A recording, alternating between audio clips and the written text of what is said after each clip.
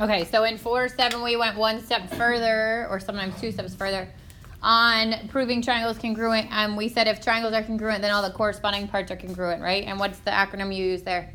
CPCTC. Good. CPCTC tells you if once I prove the triangles are congruent, then I can prove that the sides or angles that are corresponding would be congruent from those triangles. So number 1 says, tell which triangles you can show are congruent in order to prove that AE is equal to DE, and what postulate or theorem would you use? So AE is here, and DE is here. So obviously we're going to use triangles that involve those sides, right? What triangles, and you can give me like top, bottom, left, right. Which triangles are congruent based on what's already there? A, C, and D, E. Good. So top, bottom, AE, C is congruent to A is here, right? With one arc, which means D comes first. E is here. And why do I know that that's congruent to something else? Vertical angles. Good. So in order to prove this, that would have been if I was doing a proof vertical angles theorem. Then you've got what? Which of the acronyms proves the triangles are congruent? Good. Angle, angle, side. And then what postulate or theorem proves that AE is congruent to DE? CPCTC.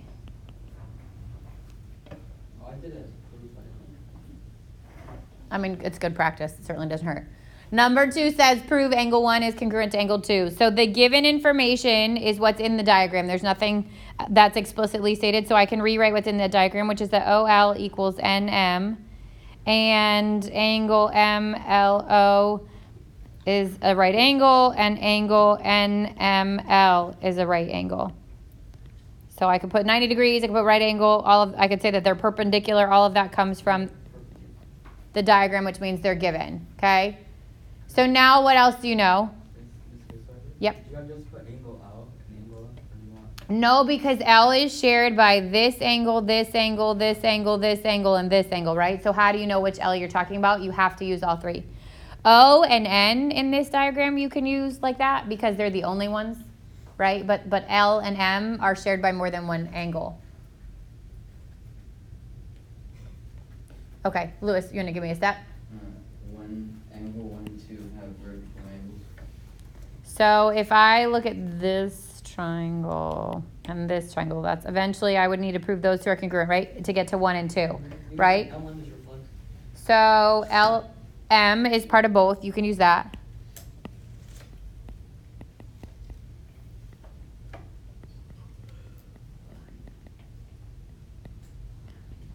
And 1 and 2 is like a linear pair, right? 1, no, they do have vertical angles. So Lewis, you're on the right track, but in order to show that they are congruent, I'd have to then make their vertical angles congruent. So if you're looking at it like that, 1, these 2 angles are congruent, and 2, these 2 angles are congruent, right? Yeah. So in order to show that 1 and 2 are congruent, I have to prove that the angles that they're congruent to because the vertical angles are congruent. Oh. So how do I do that? You can say parallel line. Nope, not parallel. Consecutive material? Nope. Perpendicular? Nope. Alternate Well, perpendicular, yeah, but exterior? that's the whole thing. Alternate exterior? How about by way of triangles, like what we've been doing, right? Proving congruent. If I prove those 2 triangles are congruent, are the angles, let's call them 3 and 4 to ease confusion. Are the angles 3 and 4 congruent? Yeah. Why? Because they're centered. Because, alright, if you take out the triangles. Is it equal bisected? Well, it's because, like, isn't it literally given that angle MLO and ML is congruent to each other? They're both 90. So this is what you have if you separate them out, because you guys tend to struggle when they're Side and overlapping, side. right? Are these 2 congruent triangles? Yes. Yes, and if they're congruent triangles, and I put 3, because 3 is here, and 4 is here, then what can I say about 3 and 4? Sides are congruent. Why are they congruent? Because CPCTC, and then I can go to my vertical angles. Do you see that? Oh. So if the triangles are congruent, which they are, Wouldn't you have to say they're congruent? yep, we're going to do that. We're going to say these triangles are congruent. We're going to say that LMO is congruent to MLN.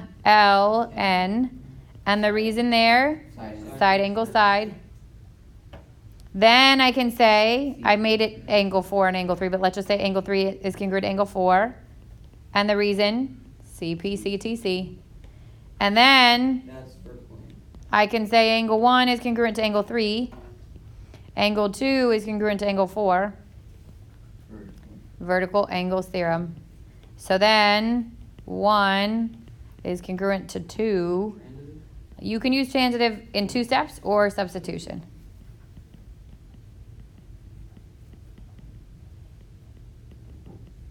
This is precisely, you only prove a side and one angle is equal to each other. Because they gave you the right angle. Well, actually, so that's a really good point. I would have to at some point state That OM is equal to OM. no, that the angles are equal to each other. The right angles? Yep. Okay. Is that what you were going to ask? Yeah. Yes. So wouldn't it be, And that's substitution. but then that gives us 2 angles in one side, so how would it be SAS? So it was 2 sides. This side matched this side and this matched this. 2 sides and then the angle between. Well, we put angles, we didn't put the other side. The one side was given, Okay. and then the second side's the reflexive one. Does that make sense? I just thought it was like angle. You were putting the angle that's not the side. No, I did the sides. Oh, you thought that symbol? That's an L. It's a symbol. It's not. It's an L. LM equals LM. That's not an angle. That's not an angle. Yeah, that's what Yeah, I'm saying. okay. 4, 5, 6. Who else had their hand up? Oh, sorry. On the test, are you allowed to make your number for your Oh, sure. If it doesn't change anything, it's not changing anything. It's just a different way to label it. You have to draw it on like the Mm-hmm.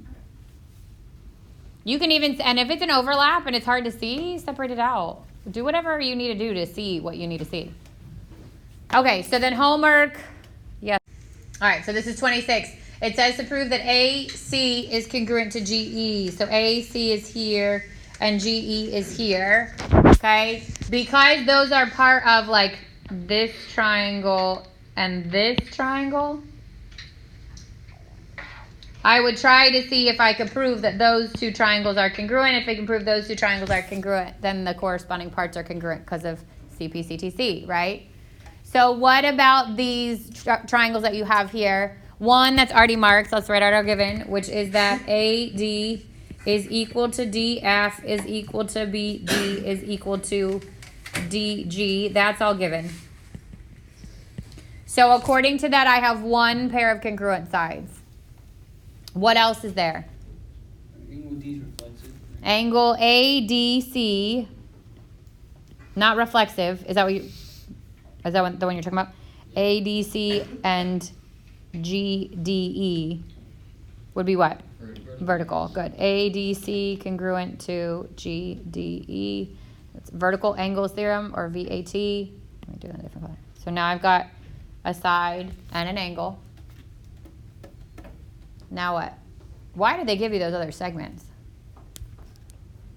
What's true about this triangle and this triangle?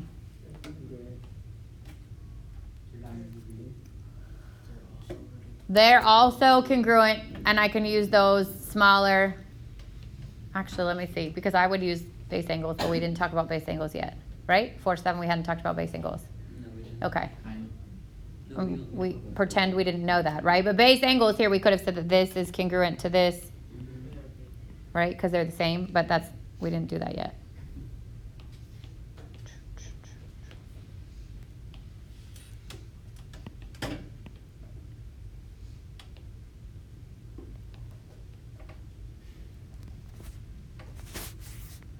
Okay, but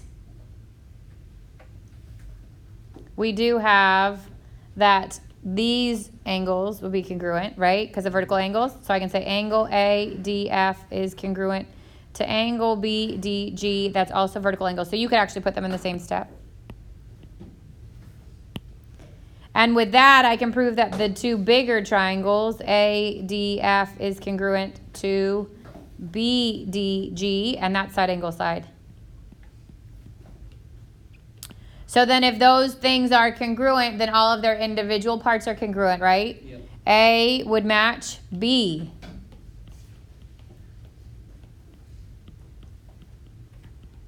So actually angle, let me write out the 3. Oh, but I would do A and G because they're all equal, right? I can say angle FAD, that's an F, is congruent to angle FGB, and that's CPCTC. Then, let me change the color on that. That's this one and this one. And then for my smaller triangles, ACD is congruent to GDE, angle, side, angle. So then EG is congruent to AC, another CPCTC. So this time you had to use it twice. You had to prove the bigger triangles were congruent so that you could then break it apart to get to the smaller triangles. So as far as like, not number of steps, but complexity, I would say this is a little bit harder than the one that you could expect to see on your test. I'm not saying number of steps is going to be less or anything like that, but I'm saying like you probably don't have to use one triangle to get to another triangle. You will definitely see a proof that is proving triangles are congruent, and you are definitely going to see a proof that makes you go further with CPCTC. Lewis. What's 4 say?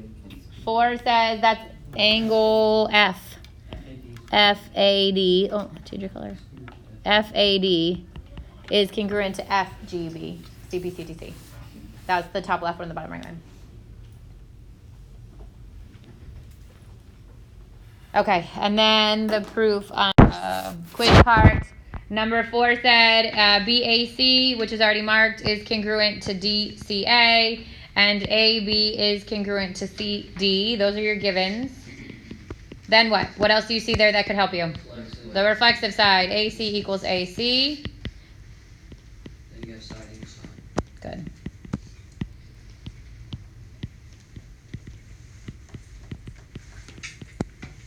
And that's it, right? Yep. Easy stuff, right? Those proofs should be getting easier. Okay, 5 gives you that W and Z are congruent. And then VW and YZ are congruent. What else is in that diagram that can help you? Vertical angles. Good. And then you have A1 on each side.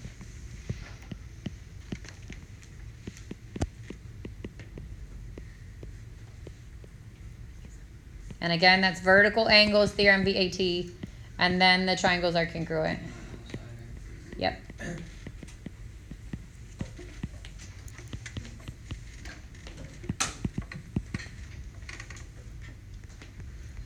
And then 6 just says plan for proof. So it says PQ is congruent to MN. And angle P equals angle M, which equals 90 degrees. What else do you know about these? Vertical angles. Okay, so I would have to prove that those are congruent because of vertical angles. And then what do you have? Then you have hypotenuse. Then you had angle side, right? And then to get to QL, you would use CPCTC. You don't have to write the 2 columns. So I would prove, like it's just a paragraph. QLP is congruent to MLN by vertical angles. Then the triangles are congruent for angle, side, angle. And then QL is congruent to NL because of CPCTC. It's just a more informal way to write out what you would do. So on the test, if it asks us that, can we just You write won't. like a pro? It's going to be 2 column. Yeah. Number 16. Okay. So 4-8 is isosceles and equilateral triangles. Okay. A lot of this stuff you guys already know. We're just giving it official names. So we know an isosceles triangle has 2 congruent sides. The parts of these have names, right? So the 2 congruent sides are called legs. They're not always in this location. This could have rotated around, okay? But they are the congruent sides. So those 2 are congruent to each other. Those are called the legs. The non-congruent side is called the base. There's only one base. Sometimes it's on the bottom and sometimes it's not. It's still the base. It's just the non-congruent side. The angles opposite the congruent legs are called base angles. So the ones opposite the legs are called base angles. And the one opposite the base is called the vertex angle. Are the base angle equal? It's one of the theorems. Oh. Yep. Nice one, Con. Good job. You could teach today. The first theorem is called the base angles theorem. And it says if the two sides of the triangle are congruent, then the angles opposite them are also congruent.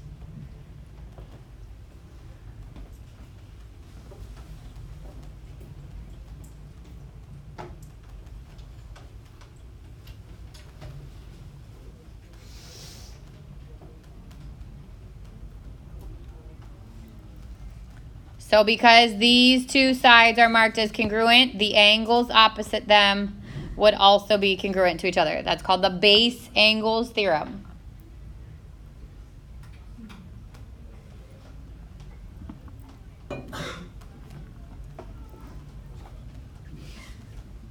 For 8.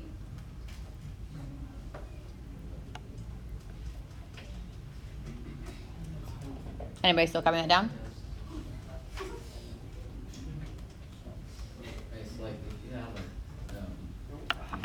sides that are equal to each other, you want to prove side and side, you can just do that. You'd have to have two, like if you had two triangles. Yeah. I thought the base was the hypotenuse. That. No, there's no base. There's no base in a right triangle. The base is only in the isosceles. All right, the converse of that is obviously the converse, right? Switch the order. Now it says if two angles of a triangle are congruent, then the sides opposite those angles are congruent. So if B is congruent to C, then the side opposite B, which is AC, is congruent to the side opposite C, which is AB. This is the converse of the base angles theorem, or base angles converse, okay? Base angles theorem converse. The order doesn't matter on the word. It's about corollaries, right? Corollaries are things that are easily determined based on theorems. So these are two that you probably have already figured out. We've even talked about a couple of them, okay? The corollary to the base angles theorem says if a triangle is equilateral, then it's equiangular. So if it's equilateral, then it's equiangular. And the corollary to the converse of the base angles theorem says if a triangle is equilateral or equiangular, then it's equilateral. Are we gonna ever use these? Yeah? Well, just because last time we got the triangle and we never used it. The triangle.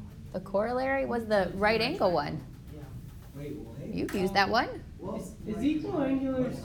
All right, let's work through this and then we'll stop, okay? This says find the value of x. So if you look at A, that's an isosceles triangle, yes? If the sides are congruent, then what's congruent? The angles are congruent. So if this is x, then this is also x. What's true about all three angles in a triangle? They add up to 180, which means if I take away that 30, that 150 is going to get divided between those other two, which means x is 75. We're back to the math. We like this. Yes. Great math. Minus 30. 150, and then there's two of those, so divided by 2, right? Because they're both the same. You have to know they're equal first. Yeah. All right, so B, and your book will do this to you to throw you off. There's 3 side lengths there. Do not add them up and set them equal to 180, first of all, because someone's going to do that. I'm telling you now, don't do that. Secondly is, how do you know which ones are congruent? Wait. Good. I go opposite the angles, right? So opposite this angle is that side. Opposite this angle is that side, which means 2x minus 4 equals x plus 5. And x equals 9. Wait, why is it 2x plus 2? What about that 2? It's there to totally throw you off. But what is it for? That's the same. If it maybe it would say classify the triangle based on its sides, and you'd have to plug the x back in. It is entirely there to throw you off. So you don't set 2x minus 4 equal to 2x plus 2. These two are the ones that are congruent. This is not. It's there to throw you off. It's not equilateral, but if these two are congruent, then those two are congruent. So you take away the 30 and divide by 2. All right, and then C. Again, they're giving you more information than you need, but also less information than you have in the inside, right? What's true about all the angles inside? 180, so 62 plus 56. 118. Subtract it from 180. 62, so this is 62. So then, opposite this 62 and opposite this 62 are congruent, which means x is 42. Oh, 'cause that's the base. I do not. So you add these two, What? you get 118. Be super clear about this, that you have homework that is due tomorrow for 4-7. That is due tomorrow. Yes. Okay? Your 4-8 will be due on Wednesday. You can start it, however, because also tomorrow will be your chapter test review. So if you can get a head start, if you've got an extra 15 minutes, you want to get a head start on a 4-8, I would advise it so that tomorrow you can focus on your review. So this says, place the statements in appropriate order for a proof and then provide the reason. So these are all going to be your statements. You want to put them in order that they should go or can go. And then you want to provide the reasons. So the first thing is that what's given to you is angle 1 is congruent to angle 2. That's D, right? So that's going to come first. Angle 1 congruent to angle 2. And the reason there is given. So then based on my diagram or what's there for my choices, what else is next? The vertical angles, which is B, right? So B would go next. Angle 2 equals angle 4. Angle 3 equals angle 1. And my reason there is the vertical angles theorem. So that's telling you this one equals this one. And this one equals this one. Now what could come next? A, angle 3 is congruent to angle 4. What's the reason there? Substitution. So substitution is the better answer there, but you could also do transitive. It's just that it's 2 steps, right? Technically, I'm saying 1 equals 3, 3 equals 4. No, wait. What was given to us? Yes. 3 equals 4 and 4 equals 2. So then 1 equals 2. So it's like 2 transitive statements put together. Or substitution. And now, what's the last step? Okay is congruent to OJ. Which is C, OK is congruent to OJ. Part of the interruption, just to notice the student center is going to be closed. Period A dance class, please report to the black box. Good. So this is the converse to the base angles Is thing. there like a hat? No, there. I mean, you could put BA theorem, but. Which says that if the two sides or the two angles are congruent, then the sides opposite them are congruent. So now think about like when you're starting to use your theorems and your triangles and that kind of stuff, you can pull in base angles theorem. Yep. That's normal. Base angles theorem is when you're showing that the angles are congruent. Correct. So if I was given that OK was congruent to OJ, so then I said 3 is congruent to 4, that's the original theorem. Mm-hmm. All right.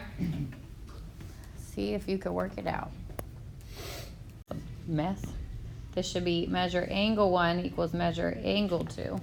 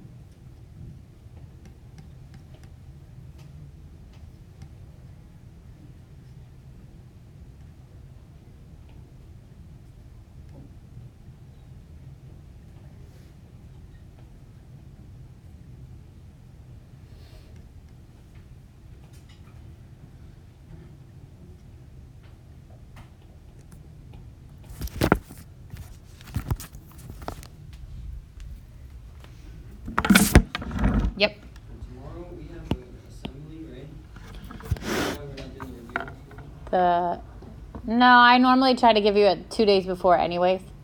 Yeah, and then usually tomorrow's like the reinforcement on the review. I don't usually like to review the day before a test. So is the whole school? Just the sophomores. Just- Mm-hmm. Do you know? It's during I though. Yeah, it's not during. So if it runs late, it will affect us, but it shouldn't. No. So all of that is 4-1. Classifying, obviously the sides are equilateral, scalene, isosceles, and then the angles are acute, obtuse, right, and equiangular. The triangle sum theorem, the exterior angle theorem, and then the corollaries.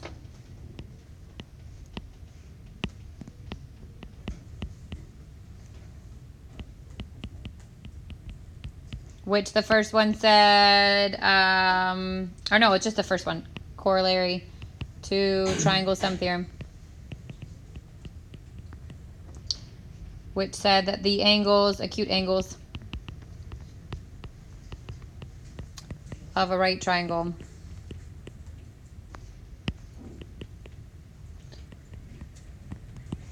are complementary or add up to 90 degrees.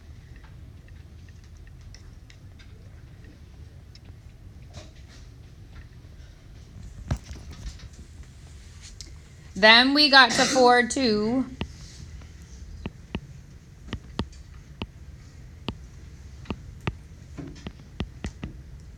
Which was congruent figures.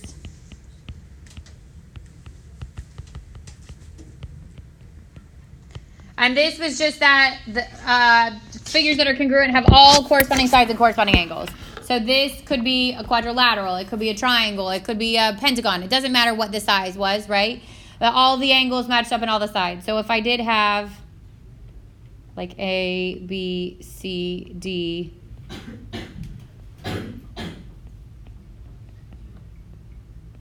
something like that, and I said that A, B, C, D was congruent to H, G, E, F, then I could match up the individual sides. I could say this one match this one match this one to this one, this one to this one, and the angles. This to this, B to G, E to C, and F to D. And so if there was side lengths or measurements there, right, you could match them up. That wasn't like a quiz thing where you had to like give one side or one angle and match it up. That was really it for congruent figures because then we narrowed it down. This, remember, is a congruent statement. So if it wants a congruent statement, that's what that looks like.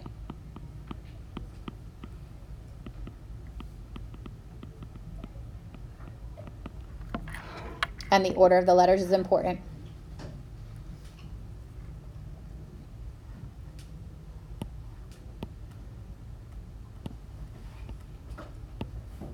Then came the rigid transformations.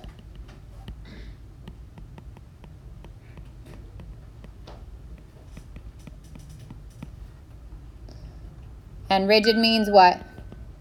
It's not changing shape. Same, good, same size and shape.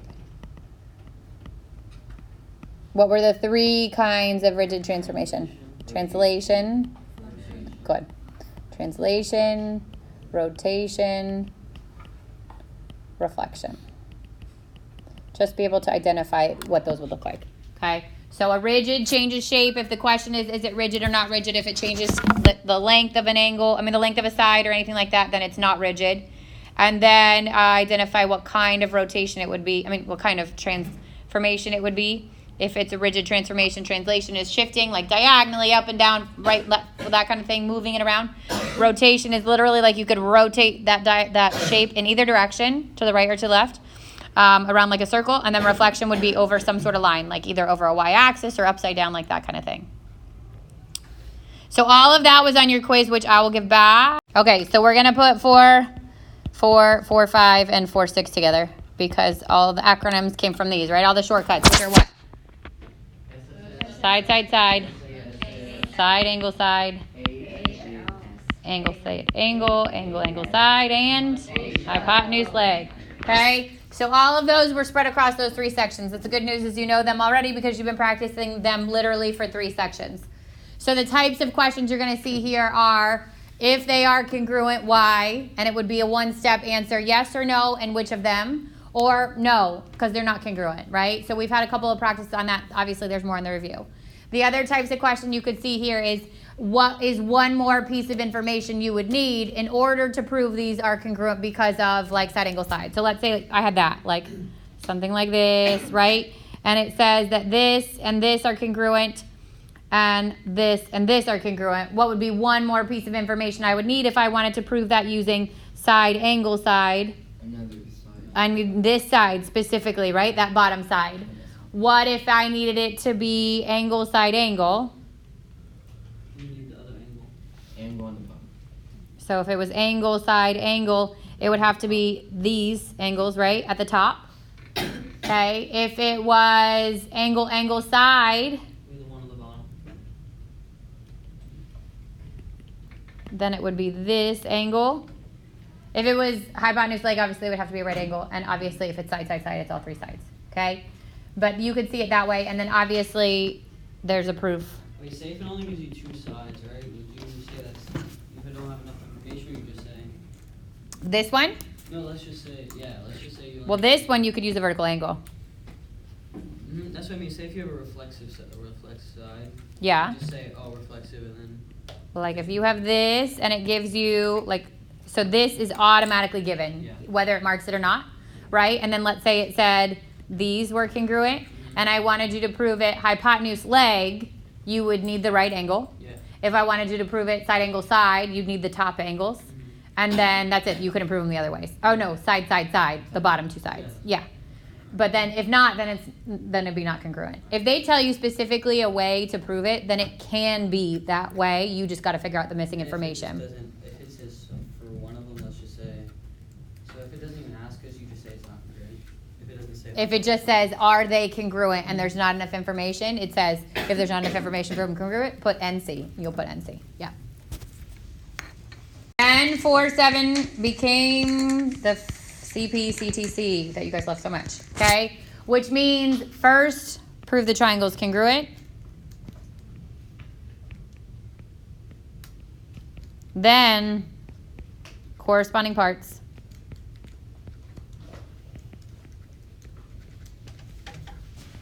By CPCTC.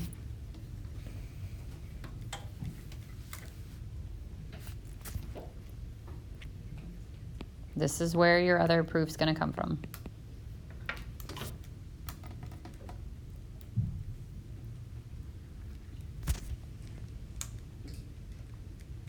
And then 4-8 is what we just finished today, which was isosceles and equilateral.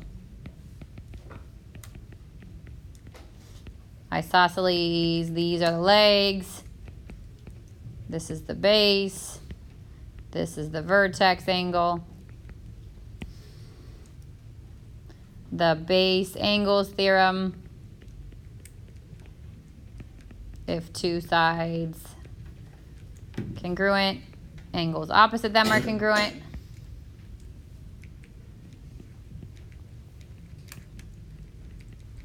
The base angles theorem converse.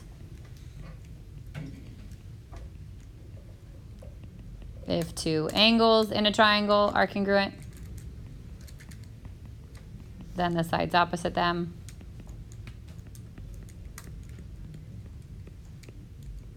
are congruent. And then if a triangle is equiangular, it's what?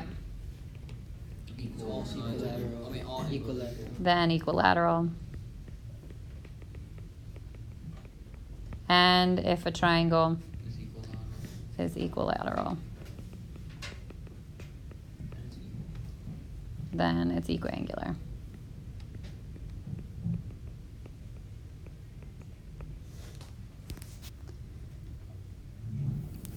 All right, so I'm going to publish your chapter review. Obviously, you have the 4-8 homework that is due tomorrow. My advice is to at least start, if not work through that chapter review, so that tomorrow when you come in, you know what you need help with.